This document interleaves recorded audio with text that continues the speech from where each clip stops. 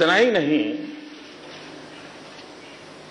कई सारे सवाल भी पूछे और बहुत सारे सुझाव भी दिए, और इसलिए मुझे भाषण पे कोई ज्यादा सोचना नहीं पड़ रहा है। हम व्यवहारिक जीवन में देखते हैं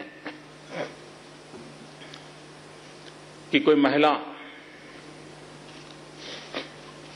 खाना पका रही हो और चपाती बनाए और बढ़िया सा गोल बन जाए, इसके लिए पूरी मेहनत करें, और अगर उसमें कहीं छेद हो जाए और उसमें से भाप निकल आए।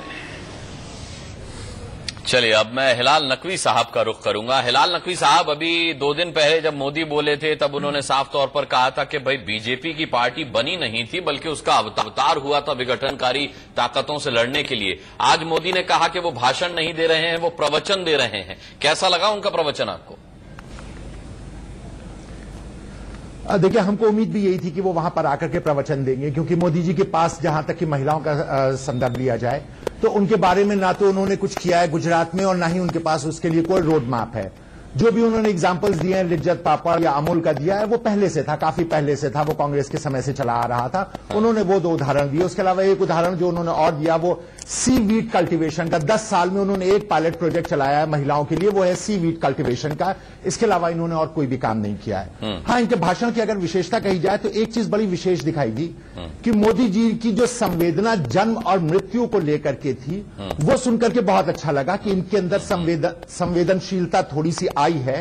और साथ ही साथ हम ये भी सोचने पे मजबूर हो रहे हैं कि शायद जो बात इन्होंने गुजरात में 100 करोड़ भारतीयों के लिए कही थी, उसको वो बढ़ा करके 125 करोड़ भारतीयों के लिए कहेंगे, और 125 करोड़ भारतीयों के लिए वो संवेदनशीलता भी जागरूक करेंगे जो इन्होंने यहां के ऊपर व्यक्त की है। अच्छा लगा सुनकर के कि उनके अंदर भी संवेदनशीलता है जन्म और मृत्यु को लेकर के। चलिए, आगे आप जो कहना चाहते हैं मैं आऊंगा आपके पास। अनिल जैन साहब कुछ कहना चाह रहे हैं, आपकी बात का शायद जवाब देना चाह रहे हैं हिलाल जी। वो अनिल जी, मैं एक बहुत नम्रता के साथ ये बात कहना चाहता हूं, खासकर हिलाल साहब से, कि जो चीज अच्छी है उसको अच्छा स्वीकार करने में मन बढ़ता है और फॉलोइंग बढ़ती है।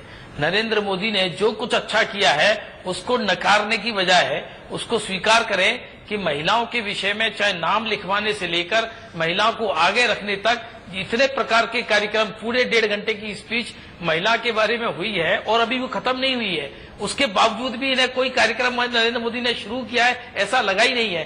भारतवर्ष के अन्य प्रांतों में जो कांग्रेस की सरकारें हैं उन्होंने कितने प्रकार के पायलट प्रोजेक्ट किए महिलाओं को लेकर, वो जरा एक बार लिस्ट बताएं।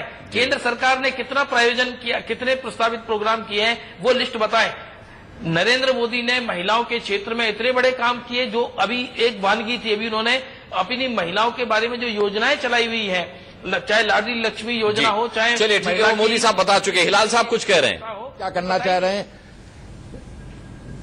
हिलाल साहब बोलिए। जी, हम सिर्फ इतना कह रहे हैं कि जहां तक कि कांग्रेस का सवाल है तो लिज्जत पापड़ जिसका नाम लिया है वो भी कांग्रेस का शुरू किया हुआ है। अमूल का जो कोऑपरेटिव मूवमेंट है वो भी कांग्रेस के वक्त का शुरू किया हुआ है। हैंडीक्राफ्ट के लिए सबसे ज्यादा काम अगर किसी ने किया है तो कांग्रेस ने किया है, जिसके बारे में नरेंद्र मोदी साहब कहते हैं वो बाय डिफॉल्ट डेवलप करेगा। उनके पास कोई भी उसके लिए कार्यक्रम नहीं है। एक कार्यक्रम बताएं, जनरल बात नहीं। चुनाव के समय तो हिलाल साहब आपने 108 नंबर की एम्बुलेंस और राज्यों ने कर रखा है कि जब कभी भी महिलाएं कोई प्रॉपर्टी लेती हैं तो उनको स्टैंप ड्यूटी में छूट दी जा रही है। ये नरेंद्र मोदी जी का कोई नया काम नहीं है। हाँ, अगर महिलाओं का नाम जो है, जो मां का नाम की बात की जा रही है कि रजिस्ट्रेशन फॉर्म में आता है, वो भी पूरे देश में व्याप्त है। उसके अंदर भी नरेंद्र मोदी जी का किसी प्रकार का कोई भी कंट्रीब्यूशन नहीं है। तो इसलिए नरेंद्र मोदी साहब का ये जो भाषण था, ये प्रवचन था जिसकी मुझे उम्मीद थी, और उसके पीछे बहुत बड़ा कारण यही है कि उनके पास महिलाओं के लिए कुछ भी नहीं है करने को।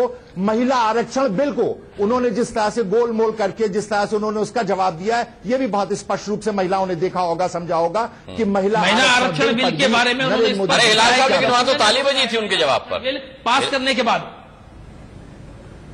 देखिए जनाब, ताली तभी बजी थी जब जस्सू बहन के देहांत की बात की थी। जब जस्सू बहन का देहांत की बात कही थी कि जस्सू बहन का देहांत 5 वर्ष पहले हो चुका है, तब भी ताली बजी थी और तब भी लोगों ने हंसे थे। नहीं, उसके बाद तो 8 बार ताली बजी। आप हमको नहीं, हिलाल भाई कह रहे हैं कि जो ताली बजाने वाले लोग हैं वो समझदार नहीं है, वो समझते नहीं है। ये सबसे समझदार व्यक्ति बैठे हैं और वो मैं ये नहीं कह रहा हूँ, मैं लोग जो महिलाएं हैं वो समझती नहीं है। आपने सिर्फ ये कहा, नहीं, आप क्या कह रहे हैं कि उन्होंने ताली बगैर समझे, बगैर जाने बजानी है, बगैर जाने बगैर समझे ताली बजाई। मनीष, जब हम मोदी साहब का भाषण सुन रहे थे तो एक ख्याल मन में आया था कि चलिए आज शायद कांग्रेस के लोग चुपचाप सुन लेंगे, मोदी ने ऐसा कुछ बोला नहीं है जिस पर कांग्रेस शायद हमला करेगी। लेकिन ये तो हिलाल साहब पूरा हथियार लेके बैठे हुए हैं। मेरे ख्याल से मोदी एक ऐसा व्यक्ति है जो कांग्रेस के लिए हलाल करने को हमेशा तैयार रहता है, और मेरे ख्याल से हिलाल साहब पूरा मोदी की बाल की खाल आज भाषण की निकालेंगे। हिलाल साहब, मैं सही कह रहा हूं, आप ठहाके मार रहे हैं, लेकिन सच्चाई यही है। लेकिन आपको ये भी समझना होगा कि जिसके आप पैरोकार बनते हैं, महिला आपकी नेत्री हैं, सोनिया गांधी हैं, वहीं कमला बेनीवाल नरेंद्र मोदी सार्वजनिक मंच से कह रहे हैं हिलाल साहब